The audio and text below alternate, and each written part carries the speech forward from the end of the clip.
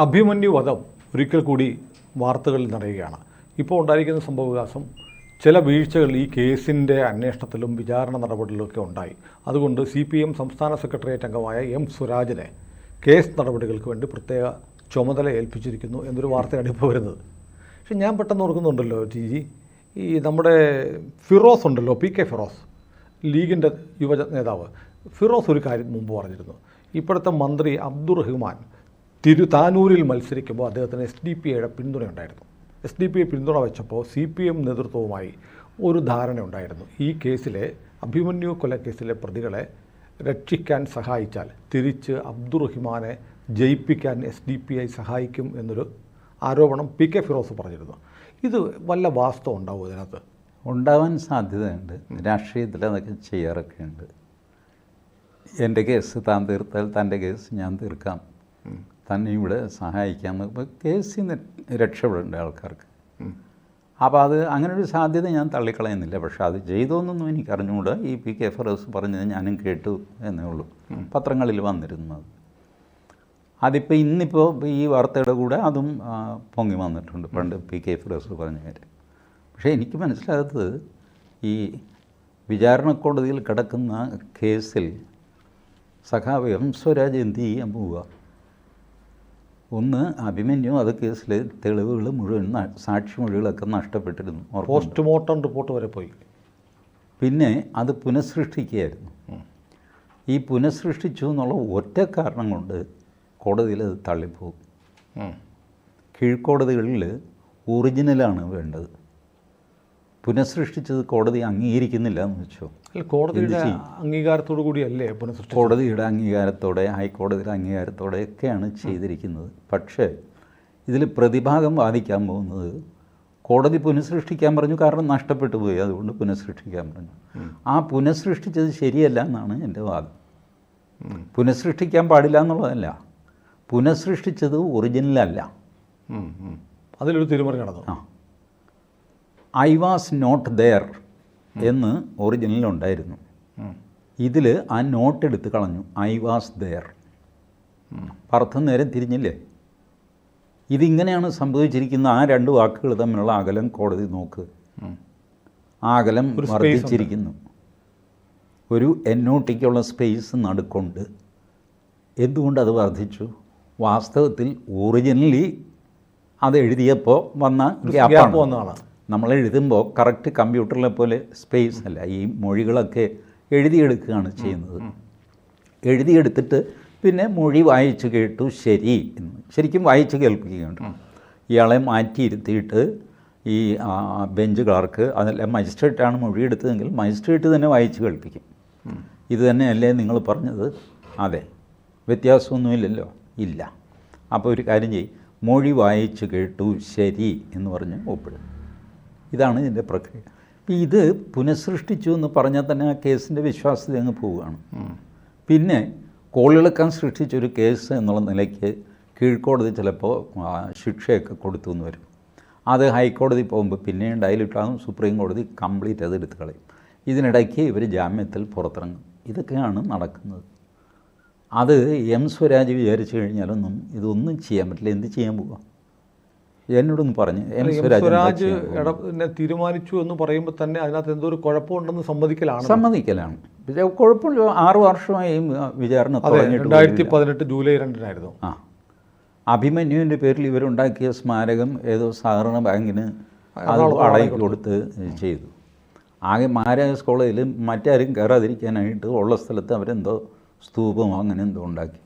അഭിമന്യുവിനെ ബലി കൊടുത്തു. കാരണം അഭിമന്യു ഒരു വർഗീയവാദിയായിരുന്നു. ഈ DYFIയുടെയും സ്വരാജിൻ്റെയും ലോജിക്ക് വെച്ച് തന്നെ. അഭിമന്യു ചെയ്ത കുറ്റം എന്താ? അഭിമന്യു ഒരു ഫേസ്ബുക്ക് പോസ്റ്റ് ഇട്ടു, 2 ലൈനായിരുന്നു.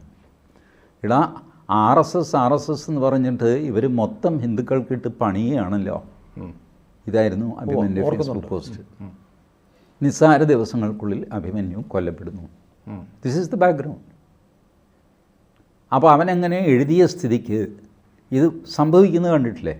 പലപ്പോഴും ആക്രമിക്കുന്നത് RSSനെ, വിശ്വ ഹിന്ദു പരിഷത്തിനെ എന്ന് പറഞ്ഞിട്ടാണ്. പക്ഷെ മൊത്തം ഹിന്ദു സമാജത്തെയാണ് എതിർക്കുന്നത്. പറയുമ്പോൾ ഞാൻ വിശ്വ ഹിന്ദു പരിഷത്തിനെയല്ലേ എതിർത്തത്? അല്ല, മൊത്തം ഹിന്ദു സമാജത്തെ എതിർക്കുകയാണ് ഇയാൾ ചെയ്യുന്നത്. ഈ കളിയാണ് നടക്കുന്നത് എന്ന് അഭിമന്യു എന്ന ചെറുപ്പക്കാരൻ തിരിച്ചറിഞ്ഞിട്ട് ഇതിങ്ങനെയാണല്ലോ ഈ സംഭവം എന്ന് പറഞ്ഞു. പോരാഞ്ഞിട്ട് അഭിമന്യു ഷെഡ്യൂൾ ട്രൈബ് മറ്റാണ്, ആരും നോക്കാനാണ്. കേരളത്തിൽ ഷെഡ്യൂൾ ട്രൈബിനെ നോക്കാൻ ആരുമില്ല. സുനിലിനറിയാമോ?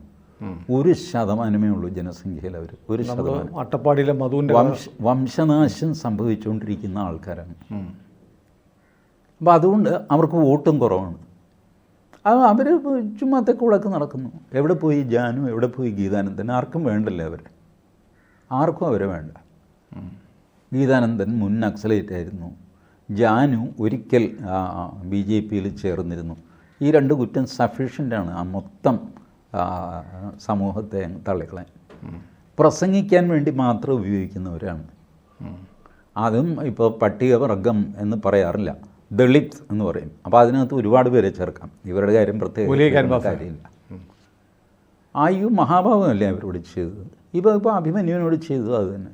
അല്ല, അഭിമന്യു ഈ SFIയുടെ ഒരു വളരെ സജീവ കേഡറായിരുന്നു. അങ്ങനെ ഒരാളെ ഇങ്ങനെ പാർട്ടി തള്ളിക്കളയുമോ? കളയും. കാരണം അയാളുടെ ഡേഞ്ചറസ് പ്രസ്താവന ഫേസ്ബുക്കിൽ, വളരെ ഡേഞ്ചറസ് ആയ പ്രസ്താവന. പക്ഷേ ഇപ്പോൾ തന്നെ അഭിമന്യുവിൻ്റെ മാതാവ് ഭൂപതി കൊടുത്ത പരാതിയെ തുടർന്നാണ് സ്വരാജിനെ ഏൽപ്പിച്ചത് പാർട്ടി. എന്തുമായിക്കോട്ടെ, അഭിമന്യു മരിച്ചു കഴിഞ്ഞപ്പോൾ ഇവർ വലിയ SFI വലിയ പ്രചാരണം നടത്തി. എന്തായിരുന്നു മുദ്രാവാക്യം? വർഗീയത തുലയട്ടെ. ആരുടെ വർഗീയത? ഒന്നുകിൽ അഭിമന്യുവിൻ്റെ വർഗീയത, അല്ലെങ്കിൽ അഭിമന്യുവിനെ കൊന്നവരുടെ വർഗീയത. എങ്ങനെ പോയി കഴിഞ്ഞാലും വർഗീയതയാണ് ഇതിനകത്ത് പ്രശ്നം. അഭിമന്യുവിൻ്റെ കൊലപാതകത്തിന് ഉത്തരവാദി വർഗീയതയാണ്. അത് അഭിമന്യു എഴുതിയത് ഹിന്ദു വർഗീയതയാണെന്ന് വിചാരിക്കുന്നവരുണ്ടാവാം, അഭിമന്യുവിനെ കൊന്നത് മുസ്ലിം വർഗീയതയാണെന്ന് കരുതുന്നവരുണ്ടാവാം. എങ്ങനെ പോയി കഴിഞ്ഞാലും അതൊരു കമ്മ്യൂണൽ ഇഷ്യൂ ആണ്, ഒരു കമ്മ്യൂണൽ കൊലപാതകമായിരുന്നു. അത് ഡിഫെൻഡ് ചെയ്യാൻ മാർക്സിസ്റ്റ് പാർട്ടിക്കും SFIക്കും സാധ്യമല്ല. M സ്വരാജിനെ വഴിയിലിട്ട് പട്ടിയെപ്പോലെ തല്ലിക്കഴിഞ്ഞാൽ, തല്ലിയത് പോപ്പുലർ ഫ്രണ്ടുകാരാണെങ്കിൽ M സ്വരാജ് നിലവിളിക്കുക പോലുമില്ല. ഞാൻ കാല് തെറ്റിയൊന്ന് ഉരുണ്ട് വീണതാണെന്ന് പറയും. അതെന്താ അങ്ങനെ? അങ്ങനെ അവർക്ക് കീഴ്പ്പെട്ടുകൊണ്ടിരിക്കുകയാണ്. ചരിത്രം മൊത്തം എടുത്ത് നോക്ക്. അഫ്ഗാനിസ്ഥാനിലാണല്ലോ ഈ സാധനം ഉണ്ടായത്, കമ്മ്യൂണിസ്റ്റ് പാർട്ടി. അഫ്ഗാനിസ്ഥാനിൽ ഇപ്പോൾ കമ്മ്യൂണിസ്റ്റ് പാർട്ടി ഉണ്ടോ? ഇല്ല. പക്ഷേ ഇവിടെ പാകിസ്ഥാന് വേണ്ടിയിട്ട് പിണറായി ശക്തമായിട്ട് വാദിക്കും. പാകിസ്ഥാന് വേണ്ടിയിട്ട് ഇവർ വാദിച്ചു ബ്രിട്ടീഷുകാരുടെ മുമ്പിൽ. പാകിസ്ഥാനിൽ കമ്മ്യൂണിസ്റ്റ് പാർട്ടി ഉണ്ടോ? ഇല്ല. ഇറാനില്ല. മലപ്പുറം ജില്ല കൊടുക്കണം എന്ന് പറഞ്ഞ് വാദിച്ചു. EMS നമ്പൂതിരിപ്പാട് മുഖ്യമന്ത്രിയായപ്പോൾ അത് കൊടുത്തു. മലപ്പുറത്ത് കമ്മ്യൂണിസ്റ്റ് പാർട്ടി ഉണ്ടോ? വല്ല കമ്മ്യൂണിസ്റ്റ് സ്വതന്ത്രൻ എന്ന് പറഞ്ഞിട്ട് ആരെങ്കിലും ഒക്കെ നിർത്തി വെട്ടുപഴിച്ചൊക്കെ ജയിച്ചു പോകുന്നതല്ലാതെ മലപ്പുറം ജില്ല കമ്മ്യൂണിസ്റ്റ് പാർട്ടി വൈപ്ഡ് ഔട്ടാണ്. സ്വയം ആത്മഹത്യ ചെയ്ത് ദേഹത്യാഗം ചെയ്ത് കട്ടർ ഇസ്ലാമിനെ വളർത്തുക എന്നുള്ളതാണ് കമ്മ്യൂണിസ്റ്റ് പാർട്ടിയുടെ കാലത്തെയും ലക്ഷ്യങ്ങളിൽ ഒന്ന്. പക്ഷെ ഇപ്പോൾ ഒരു മാറ്റം ഉണ്ടായിട്ടുണ്ടോ എന്നാണ് എൻ്റെ ചോദ്യം. ഞാൻ ഇടയ്ക്ക് കയറി ചോദിച്ചതാണ്. എന്ത് മാറ്റം? അതിശക്തമായ ജമാഅത്തെ ഇസ്ലാമിയെയും മറ്റ് SDPI പോപ്പുലർ ഫ്രണ്ടിനെയൊക്കെ തള്ളി പറയുകയാണല്ലോ. ഇതൊക്കെ ഇരിക്കുമ്പോൾ പോലും പോപ്പുലർ ഫ്രണ്ടിൻ്റെ വീട് ജപ്തി ചെയ്യാൻ ഉത്തരവായി അവർ നിരോധിച്ചതിനെ തുടർന്ന് പിണറായി വിജയൻ സ്വമേധയാ ഒരു പ്രസ്താവന ഇറക്കി. പോലീസ് സാവകാശം പതുക്കെ പോയാൽ മതി. എന്തായിരുന്നു കാര്യം? ഈ തെരഞ്ഞെടുപ്പിന് വേണ്ടി പറയുന്ന കാര്യങ്ങളൊന്നും എടുക്കണ്ട. തെരഞ്ഞെടുപ്പിന് വേണ്ടി പലതും പറയും. ജമാഅത്തെ ഇസ്ലാമിയെ തള്ളിപ്പറയും, കൂടെ ചേർക്കും, മറ്റ് പലതും പറയും. ഇതൊക്കെ തെരഞ്ഞെടുപ്പ് റെട്ടറിക്കാണ്. ഇവരുടെ ആക്ഷൻസ് നോക്കുക. പ്രസംഗം വിടുക, ആക്ഷൻസ് നോക്കുക. ആക്ഷൻസിൽ അവർ ചെയ്യില്ല. എന്തുകൊണ്ടാണ് അഭിമന്യു കേസിൽ, ഈ പേരിയ കേസിലെടുത്ത ഇൻട്രസ്റ്റ് അഭിമന്യു കേസിൽ മാർക്സിസ്റ്റ് പാർട്ടി എടുക്കാഞ്ഞത്? പേരിയയിൽ അവർ പ്രതിയായിരുന്നു, ഇവിടെ അവർ കൊല്ലപ്പെടുകയാണ് ഉണ്ടായത്. അപ്പോൾ അതിനകത്ത് കൂടുതൽ താല്പര്യം വരേണ്ടതാണ്. പക്ഷേ എടുത്തില്ല. പ്രതികളെ അറസ്റ്റ് ചെയ്യാൻ പോലും ഒരുപാട് കാലം എടുത്തു. ചിലർ പോയി കോവിഡ് കാലത്ത് പട്ടിണി കിടന്ന് കീഴടങ്ങുമായിരുന്നു. പോയി. കാരണം പോലീസ് പിടിക്കുമെന്ന് വിചാരിച്ചിട്ട് പിടിക്കുന്നില്ല. ഈ കേസ് എങ്ങനെയെങ്കിലും വിചാരണ തീർന്നവൻ പിടിച്ചോ, ഇയാൾക്ക് പുറത്തിറങ്ങണ്ടേ? അപ്പോൾ പിന്നെ ഇയാൾ സ്വമേധയാ പോയി കീഴടങ്ങി. എൻ്റെ പൊന്നി ചേട്ടാ, ഇല്ല അത് സ്വരാജൊന്നും പറഞ്ഞില്ല. സ്വരാജിനെ കൊണ്ട് ഞാൻ വിളിപ്പിക്കാൻ, ചേട്ടൻ എന്നെ അറസ്റ്റ് ചെയ്യും, ജയിലിൽ കിടന്ന നേരെ ഭക്ഷണമെങ്കിലും കിട്ടും. എടോ ജയിലിൽ സ്ഥലമില്ലടോ, അല്ലെ ഉള്ള സ്ഥലത്ത് ഞാൻ അഡ്ജസ്റ്റ് ചെയ്തോളാം, ഇങ്ങനെയൊക്കെ പറഞ്ഞ് അറസ്റ്റ് ചെയ്യിച്ചതാണ്. ഇതൊക്കെ യഥാർത്ഥ പ്രതിയാണെന്ന് ആർക്കറിയാം? ഏതെങ്കിലും ക്രിമിനൽ കേസിൽ കംപ്ലീറ്റ് തെളിവുകൾ നഷ്ടപ്പെട്ട ചരിത്രം സുനിലൊന്ന് പറഞ്ഞു തരാമോ എനിക്ക്? ഇതിലും വലിയ ദുർഘടം പിടിച്ച കേസുകളൊക്കെ കേരളത്തിലുണ്ടായിട്ടുണ്ട്. ഇതിലും വലിയ സ്വാധീനമുള്ള ആൾക്കാരുടെ കേസുകളൊക്കെ ഉണ്ടായിട്ടുണ്ട്. അതിലൊന്നും കോടതിയിൽ നിന്ന് ഇത് നഷ്ടപ്പെടുന്നില്ല. പിന്നെ നഷ്ടപ്പെട്ട ഒരു സാധനം ഇങ്ങരുടെയാണ്, ആൻ്റണി രാജുവിൻ്റെയാണ്. അതൊരു എക്സെപ്ഷണൽ കേസാണ്, മുഴുവൻ തെളിവും സംഗതിയൊന്നും പോയിട്ടില്ല. ഒരു തെളിവ് അബദ്ധവശാൽ ആ ക്ലാർക്ക് വക്കീലായ ആൻ്റണി രാജുവിന് കൊടുക്കുകയും രാജു അതിൽ കൃത്രിമം കാണിക്കുകയും ചെയ്തു എന്നാണ് കേസ്. ഇപ്പോഴും അത് ആ കേസ് മുന്നോട്ട് പോട്ടെ എന്നുള്ളതല്ലാതെ അതിൽ വിധിയൊന്നും ആയിട്ടില്ല, ഉടനെയൊന്നും ആകുകയുമില്ല. അപ്പോൾ ഇതല്ലാതെ എൻ്റെ അറിവിൽ ഇങ്ങനെ തെളിവ് നശിപ്പിക്കട്ടെ. അതുമാത്രമല്ല, ഈ കോടതി ഉൾപ്പെടെയുള്ള സർക്കാർ സ്ഥാപനങ്ങളിലെല്ലാം ഏറ്റവും വലിയ യൂണിയനൊക്കെ ഈ CPM യൂണിയനാണ്. അവർ അറിയാതെ ഇതൊക്കെ നടക്കുമോ? കോടതി രേഖകളൊക്കെ പോകാൻ ഞാൻ പറയട്ടെ, ദിലീപിൻ്റെ കേസിൽ ഇത് മൊബൈലിലെ വീഡിയോ അത് 2 or 3 തവണ ആരൊക്കെയോ കണ്ടു. എങ്ങനെ സാധിച്ചു? കോടതിയിലെ കസ്റ്റഡിയിൽ ഇരിക്കുക. അത് it should not have happened. അത് സംഭവിച്ചു നമ്മുടെ കൺമുമ്പിൽ. അത് പിന്നെ ഒരു കേസായി, അതാര് ചെയ്തു എന്നുള്ള അന്വേഷണമായി, പ്രശ്നമായി. കോടതിയുടെ കസ്റ്റഡിയിൽ നിന്ന് ഇത് സംഘടിപ്പിച്ചെടുക്കുന്നു ഇവർ. നമ്മൾ വിചാരിക്കുന്നു കോടതിയൊക്കെ എല്ലാം കൃത്യമായിട്ടൊക്കെ നടക്കുന്നതാണ്, പക്ഷേ അതിനുള്ളിൽ പോലും ഇതുപോലത്തെ തുരപ്പൻ പണി നടക്കുന്നു. TG പറഞ്ഞതിൻ്റെ വേറൊരു തലം ഞാനിപ്പോൾ ആലോചിക്കായിരുന്നു കേൾക്കുമ്പോൾ തന്നെ. അതായത് വളരെ ന്യൂനപക്ഷമായ ഒരു ആദിവാസി വിഭാഗത്തിൽപ്പെട്ട ചെറുപ്പക്കാരൻ, അവൻ ഹിന്ദുക്കളുടെ പേരിൽ ഹിന്ദുക്കളെ RSS എന്ന് പറഞ്ഞ് നടത്തുന്ന ആക്രമണങ്ങൾ തിരിച്ചറിഞ്ഞൊരു ചെറുപ്പക്കാരൻ, അവൻ കൊല്ലപ്പെടുന്നെങ്കിൽ കൊല്ലപ്പെട്ടോട്ടെ, അവൻ ആദിവാസി ആയതുകൊണ്ട് അവൻ്റെ പേരിൽ ആരും ശബ്ദിക്കാൻ വരത്തില്ല എന്ന് CPM പോലും കരുതും എന്ന് വിചാരിക്കണമെന്നാണോ TG പറയുന്നത്? അതെ, അതായത് ആളുകളുടെ കമ്മ്യൂണിറ്റി നോക്കിയല്ലേ എല്ലാവരും പെരുമാറുന്നത്. CPM പിന്നെ എന്താ സംശയം? ഇപ്പോൾ ഈ ഷെഡ്യൂൾ ട്രൈബ് എന്ന് പറയുന്ന വിഭാഗം, അഭിമന്യുവിൻ്റെ വിഭാഗം, അവർ ഒരു 10 ലക്ഷം പേരുണ്ട് കേരളത്തിലെന്ന് വെച്ചോ. അഭിമന്യു കേസിൽ UDF ഇടപെടും, മുസ്ലിം ലീഗ് ഇടപെടും, BJP ഇടപെടും, വൻ ബഹളം നടക്കും. കാരണം 10 ലക്ഷം പേരുണ്ട്, അതിൽ 5 ലക്ഷം വോട്ടുണ്ട്. ഒരു 50% എങ്കിലും വോട്ടവകാശമുള്ളവർ, ബാക്കിയുള്ളവർ പിള്ളേരോ എന്തെങ്കിലും ആയിക്കോട്ടെ. 5 ലക്ഷം വോട്ടെന്ന് പറയുന്നത് നിസ്സാരമല്ല. പക്ഷേ ഈ പാവങ്ങൾക്ക് അതില്ല, ഉള്ളത് തന്നെ. CPM AK ബാലനെ പോലെയുള്ള വലിയ നേതാക്കന്മാരുണ്ട്. ഇതുകൊണ്ടായില്ലല്ലോ. ഇവർ AK ബാലനെ കാണിച്ച് നിങ്ങൾക്ക് വോട്ട് എത്ര കിട്ടും? എത്ര വോട്ട് കിട്ടും പറ? അതിപ്പോൾ നിർണായകമായൊരു ശക്തി, ഒരു കാലത്ത് അവർ നിർണായകമായ ശക്തിയായിരുന്നു. ഇപ്പോൾ അങ്ങനെയാണെന്ന് എനിക്ക് തോന്നുന്നില്ല. ഞാൻ 1993 അന്ന് BJPയുടെ സ്റ്റേറ്റ് ജനറൽ സെക്രട്ടറിയാണ് ഗോവിന്ദാചാര്യ. ഗോവിന്ദാചാര്യയോട് യാദൃച്ഛികമായിട്ടിത് സംസാരിക്കാൻ നോക്കിയപ്പോൾ ഗോവിന്ദാചാര്യ മനസ്സിൽ കമ്പ്യൂട്ടർ കൊണ്ട് നടക്കുന്ന ആളാണ്. സകല നിയോജകമണ്ഡലങ്ങളെയും കണക്കുന്ന സമയത്ത് ഗോവിന്ദാചാര്യ എന്നോട് പറഞ്ഞു, 7 നിയോജകമണ്ഡലങ്ങളിൽ ഷെഡ്യൂൾ ട്രൈബ് നിർണായക ഘടകമാണ് കേരളത്തിൽ. 93 പറയുന്നത്. Can you concentrate on this 7 seats?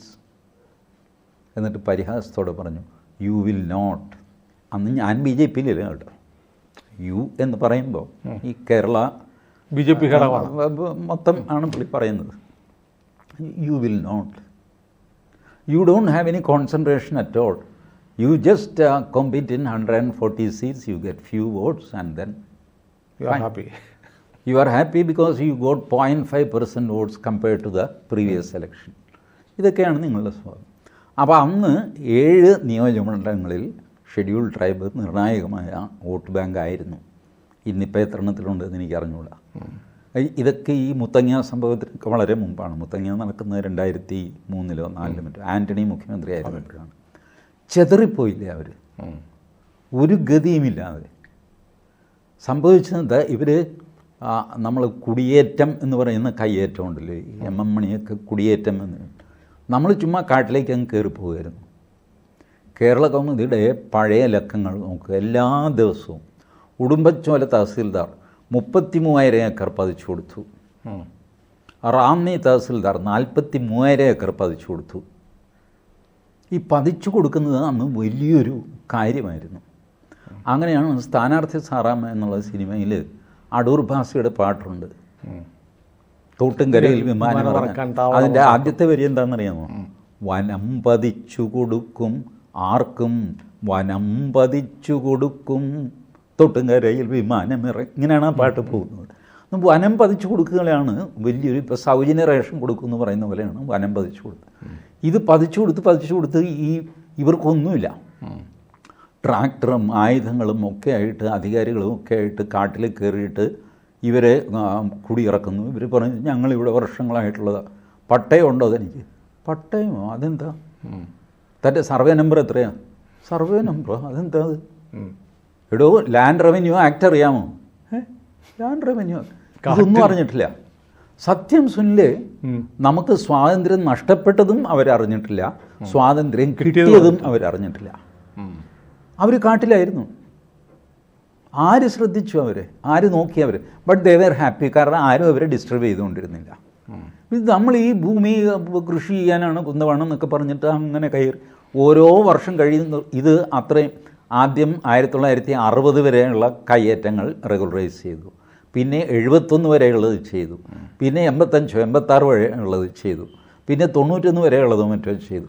ഒരു തവണ ഇത് 140 MLA-മാരും കൈപൊക്കെയാണ്, 139 സ്പീക്കർ. ഒരു തവണ മാത്രം ഗൗരിയമ്മ എണീറ്റ് നിന്ന് പറഞ്ഞു, ഈ മഹാഭാഗത്തിന് ഇനി കൂട്ടു നിൽക്കാൻ ഞാനില്ല എന്ന്. 99 വീണ്ടും ഇവർ കൊണ്ടുവന്നു കഴിഞ്ഞപ്പോൾ സുപ്രീം കോടതി കയറി ഇടപെട്ടിട്ട് അത് റദ്ദാക്കി, അത് പറ്റില്ല എന്ന് പറഞ്ഞു. പിന്നെ അവർ വേറെ എന്തോ മാർഗത്തിലൊക്കെ ചെയ്തു എന്നാണ് അറിഞ്ഞത്. അന്ന് ഡോക്ടർ നല്ലതമ്പി തേര എന്ന് പറഞ്ഞിട്ടൊരു നല്ല മനുഷ്യനുണ്ടായിരുന്നു. അദ്ദേഹം ഇവർക്ക് വേണ്ടിയിട്ട് നിരന്തരം സുപ്രീം കോടതിയിൽ ഹാജരാകുമായിരുന്നു. സുപ്രീം കോടതി ഒരേ ഒരു കേസിൽ അദ്ദേഹത്തിനെതിരായിട്ട് വിധി എഴുതി. അതിൽ ഒരു പാരഗ്രാഫ് ഇദ്ദേഹത്തെ പുകഴ്ത്തിയാണ് സുപ്രീം കോടതി പറയുന്നത്. ഇത്രയും നല്ലൊരു മനുഷ്യൻ, നിസ്വാർത്ഥനായിട്ടുള്ള മനുഷ്യൻ, ആദ്യമായിട്ട് ഇദ്ദേഹത്തിൻ്റെ പോയിൻറ്റ്സ് ലീഗലി വാലിഡ് അല്ല എന്ന് പറയാൻ കോടതിക്ക് പ്രയാസമുണ്ട്. പക്ഷേ കോടതിക്ക് നിയമം അനുസരിച്ചല്ലേ പോകാൻ പറ്റും. പാർട്ടി ഇൻ പേഴ്സൺ ആയിരുന്നു പുള്ളി. പാർട്ടി ഇൻ പേഴ്സൺ എനിക്കറിയാം. ഡോക്ടർ നല്ലതമ്പി തേര. ഇതാണ് ഈ വിഭാഗത്തിൻ്റെ ബ്രീഫായ ചരിത്രം. ഇതൊക്കെ മറന്നിട്ട് നമ്മൾ കയ്യേറ്റമല്ല കുടിയേറ്റമാണ്. What is the difference? കയ്യേറ്റവും കുടിയേറ്റവും തമ്മിൽ ഒരു വ്യത്യാസം, പേരിൽ മാത്രമേ വ്യത്യാസമുള്ളൂ. 15 വർഷം ഞാനിവിടെ താമസിച്ചിരുന്നു എന്ന് ബോധ്യപ്പെടുത്താനായിട്ട് കോട്ടയത്ത് ചങ്ങനാശ്ശേരി കറുകച്ചാൽ ഭാഗത്ത് നിന്ന് 15 വയസ്സ് പ്രായമുള്ള ഒരു തെങ്ങ് ട്രാക്ടറിൽ കയറ്റിയിട്ട് കൊണ്ടുപോയിട്ട് അവിടെ നട്ടു വയ്ക്കുക, കുഴികുത്തി. ആ തഹസിൽദാർ വന്ന് സർട്ടിഫിക്കറ്റ് 15 വർഷം പഴക്കമുള്ള വൃക്ഷലതാദികൾ ഉണ്ട് എന്ന് കണ്ടു എന്ന് പറഞ്ഞിട്ട്. ഈ വെള്ളപ്പൊക്കം വരുമ്പോൾ കേന്ദ്ര സഹായം വേണം. അപ്പോൾ കേന്ദ്രത്തിൽ നിന്ന് ആൾ വരാൻ 3 മാസം കഴിയും. അപ്പോഴത്തേക്ക് ഇവിടെ വെള്ളം ഇറങ്ങിപ്പോയിട്ട് നല്ല 1-ാം തരം വേനൽ, കുംഭമീന മാസമാണ്. അപ്പോൾ വില്ലേജ് ഓഫീസർ ആദ്യമേ ഈ വീട്ടിലൊക്കെ നടന്ന് പറയും, 5-6 കുടം വെള്ളം ആ തിണ്ണയിലൊക്കെ ഒഴിച്ച് അവിടെയൊക്കെ നാശമാക്കി വെച്ചോ, കേന്ദ്ര സംഘം വരുന്നുണ്ട് സന്ദർശിക്കാൻ. അവർ വരുമ്പോൾ കാണുന്നു, ഇത് കണ്ടോ സാറേ, ഇപ്പോൾ വെള്ളം ഇറങ്ങിപ്പോയതേ ഉള്ളൂ, നനഞ്ഞു കിടക്കുന്നു. ഇങ്ങനെ ചെയ്യുന്ന പോലെ കിഴക്കൻ മലയിൽ നമ്മൾ കളിച്ച കളിയാണ് ഇത്.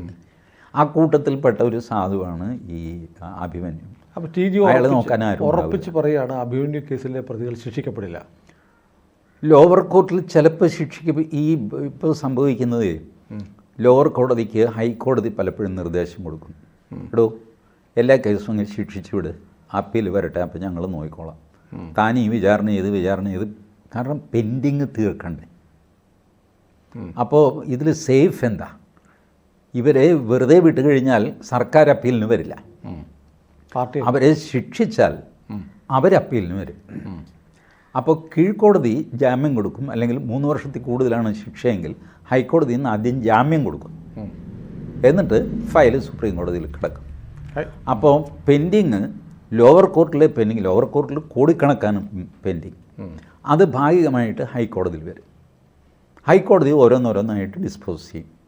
ഏകദേശം കുറ്റക്കാരാണ് എന്ന് കണ്ടു കഴിഞ്ഞാൽ ശിക്ഷിക്കും. ഇവൻ കയ്യിൽ കാശും ഒക്കെ ഉള്ളവനാണ്, വേണമെങ്കിൽ സുപ്രീം കോടതി പോട്ടെ എന്ന്. കാരണം ഇപ്പോൾ അഭിമന്യു കേസിൽ ഇങ്ങനെ സംഭവിക്കുന്നു എന്നല്ല ഞാൻ പറയുന്നത്. ജഡ്ജിമാരുടെ പുറത്ത് പെൻഡിങ് കേസിൻ്റെ അസാമാന്യമായ പ്രഷറുണ്ട്.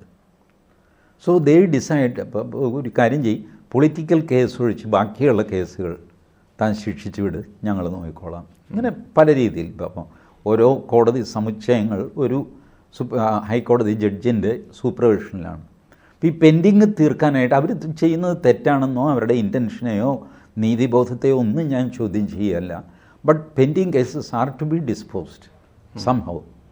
അതുകൊണ്ട് അവർ ഇപ്പോൾ NCCക്കാരുടെ കേസ് എടുത്തില്ലേ, അതെ, അതിൽ ജാമ്യം കൊടുത്തിരിക്കുന്നത് എന്തിനാണെന്നറിയാമോ, എങ്ങനെയാണെന്നറിയാമോ?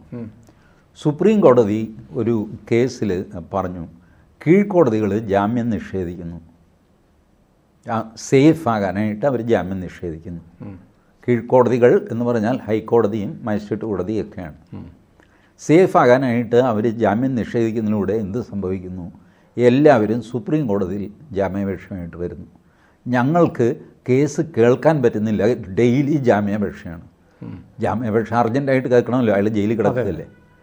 So that we are deprived of going in to the merits of main cases and we have to listen to bail applications every day. Therefore നിങ്ങൾ കുറേ കൂടെ bail is right, jail is exception എന്നുള്ള തത്വം നിങ്ങൾ മനസ്സിലാക്കണം എന്നൊക്കെ പറഞ്ഞു. അത് വെച്ചിട്ടാണ് ഈ NCC കേസിൽ ജാമ്യം കൊടുത്തത്. സുപ്രീം കോടതി ഇങ്ങനെ പറഞ്ഞിട്ടുണ്ട്, ഉദാരമായിട്ട് ജാമ്യം കൊടുത്തോളാം പറഞ്ഞിട്ടുണ്ട്, കൊടുത്തു. ഇന്ത്യൻ പട്ടാളത്തെ പിടിച്ചു നിർത്തി അടിച്ച കേസാണ്. ലഫ്റ്റനന്റ് കേണലാണ് തല്ലുകൊണ്ടത്. ലെഫ്റ്റനന്റ് കേണൽ തല്ലുകൊള്ളുന്നു നിസ്സഹായനായിട്ട്. ഇത് കാണാനായിട്ട് ഞാൻ ജീവിച്ചിരിക്കുന്നു. എന്നിട്ട് ജാമ്യം കൊടുക്കുന്നു അവർക്ക്, മനസ്സിലായി. അപ്പം ഇത് കാര്യമെന്താ? ആ ജഡ്ജ്മെൻറ്റ് ഞാൻ വായിച്ചു. അതിൽ അദ്ദേഹം പറഞ്ഞിരിക്കുന്ന കാര്യങ്ങൾ ഇതാണ്: ഇങ്ങനെ സുപ്രീം കോടതി നിർദ്ദേശമുള്ളതിനാൽ ഞാനിവർക്ക് ജാമ്യം കൊടുക്കുന്നു. ഇത്രയേ ഉള്ളൂ, വേറെ മെറിറ്റിലേക്കൊന്നും പുള്ളി പോയിട്ടില്ല. പ്രഥമ ദൃഷ്ടിയ ഒരു കേസുണ്ടെന്ന് എസ്റ്റാബ്ലിഷ് ചെയ്യുകയോ ഒന്നും ചെയ്തിട്ടില്ല, അതിൻ്റെ ആവശ്യമില്ല, ജാമ്യം കൊടുത്തു. ഇത് നീതിബോധമില്ല എന്നിട്ടാണോ? അല്ല, സുപ്രീം കോടതി ഒരു നിർദ്ദേശമുണ്ട്. ആ നിർദ്ദേശം തെറ്റാണെന്ന് നമുക്ക് പറയാൻ പറ്റുമോ? കാരണം സുപ്രീം കോടതിക്ക് ജീവിച്ചു വേണം, ഡെയിലി ബെയിൽ നോക്കിക്കൊണ്ടിരിക്കാൻ പറ്റില്ല. അപ്പോൾ ഇങ്ങനെയൊക്കെയാണ് നിയമ സംവിധാനം പ്രവർത്തിക്കുന്നത്. അതിലും കുറേ നിസ്സഹായാവസ്ഥയും, ചിലരൊക്കെ ബലിയാടാകുകയും ചിലർ രക്ഷപ്പെട്ടു പോവുകയൊക്കെ ചെയ്യുന്നുണ്ട്. അപ്പോൾ അവർ ചെയ്യുന്നതെന്ന് വെച്ചാൽ നമ്മുടെ ബേസിക് പ്രിൻസിപ്പിൾ ഉണ്ടല്ലോ, 1000 കുറ്റവാളികൾ രക്ഷപ്പെട്ടാലും ഒരു നിരപരാധി ശിക്ഷിക്കപ്പെടരുത്. ഈ പ്രിൻസിപ്പിൾ അഭിമന്യു കേസിൽ അപ്ലൈ ചെയ്ത് നോക്കിയേ. റെക്കോർഡ് രണ്ടാമതുണ്ടാക്കിയതാണ്. തെളിവുകളെല്ലാം ശരിക്കും പറഞ്ഞാൽ കൃത്രിമമായിട്ട് സൃഷ്ടിച്ചതാണ് രണ്ടാമതുണ്ടാക്കിയത്. അതിൻ്റെ പേരിൽ ഒരാളെ ശിക്ഷിക്കണോ? ശിക്ഷിക്കുന്നത് ശരിയാവും. അവൻ നിരപരാധി ആണെങ്കിലോ? അപ്പോൾ എന്ത് ചെയ്യണം? ബെറ്റർ അവനെ വെറുതെ വിട്ടേക്ക്. അത് സർക്കാരിനെ പിടിച്ചില്ലെങ്കിൽ സർക്കാർ അപ്പീലിന് പൊക്കോട്ടെ. സർക്കാരിന് അപ്പീലിന് പോകാം, കൺവിക്ഷനെതിരെയും അപ്പീൽ പോകാം, വെറുതെ വിട്ട് കഴിഞ്ഞാലും അപ്പീൽ പോകാം. സോ അവർ ആ പന്ത് ജുഡീഷ്യറി സർക്കാരിനങ്ങ് തട്ടും. അപ്പോഴത്തേക്ക് ഇവിടെ പിണറായി വിജയൻ പോയിട്ട് വേറെ ആരെങ്കിലും വരുമോ, വേറെ എന്തെങ്കിലുമൊക്കെ സംഭവിച്ച് ഇങ്ങനെ അങ്ങ് പോകും. അഭിമന്യു ഒരു മുദ്രാവാക്യമായിട്ട് അവശേഷിക്കും. പിന്നെ അതും ഉണ്ടാവില്ല. ഇതിൽ ഞാൻ ചോദിക്കുന്നത്, സഖാവ് M. സ്വരാജ് ഇതിൽ എന്താണ് ചെയ്യാൻ പോകുന്നത്? അത് നമുക്ക് വരും ദിവസങ്ങളിൽ കാണാൻ കഴിയുമായിരിക്കും. ഏതായാലും അഭിമന്യു വെറും ഒരു മുദ്രാവാക്യമായി മാറുകയാണ്, അത്രയേ ഉള്ളൂ. മുദ്രാവാക്യം പോലും അല്ലാതായി ഇപ്പം ആരാ അഭിമന്യുവിനെ ഓർക്കുന്നത്? ഇപ്പം ഇതിങ്ങനെ സംഭവിച്ചുകൊണ്ട് അതിന് കാര്യം എന്താ? അഭിമന്യുവിൻ്റെ അമ്മ കോടതിയിൽ വരുന്നു, CBI എന്താ വിചാരണ നടന്നില്ല എന്നൊക്കെ പറഞ്ഞു. അപ്പോൾ എന്തെങ്കിലും ഒരു ആക്ഷൻ എടുത്തു എന്ന് വരണ്ടേ? അതിന് വേണ്ടിയിട്ട് പാർട്ടി മുഖം രക്ഷിക്കാനായിട്ട് സ്വരാജിനോട്, അതായത് ദേശാഭിമാനിയുടെ ചീഫ് എഡിറ്ററോ മറ്റോ ആണ് സ്വരാജ്, അങ്ങനെ എന്ത് ചെയ്യാൻ പോകുന്നു ക്രിമിനൽ കേസിൽ? I don't know. ഈ കേസ് നടക്കുന്നത് എറണാകുളത്ത്, പുള്ളി ഇരിക്കുന്നത് തിരുവനന്തപുരത്ത്. അപ്പോൾ it doesn't have any meaning at all. ഞാൻ സ്വരാജിന് ഒരു മോശം വ്യക്തിയായിട്ട് അങ്ങനെ പറയുകയല്ല. What is your reach in A criminal case? Nothing. You cannot do anything. You just cannot do anything. ഏതായാലും സങ്കടകരമായ ഒരു വർത്തമാനമാണ് നമ്മൾ നടത്തിയത്. കൂടുതൽ വാർത്തകളും വിശേഷങ്ങളും നിങ്ങളിലേക്ക് എത്താൻ ABC മലയാളം സബ്സ്ക്രൈബ് ചെയ്യുക, ബെൽ ബട്ടണും അമർത്തുക.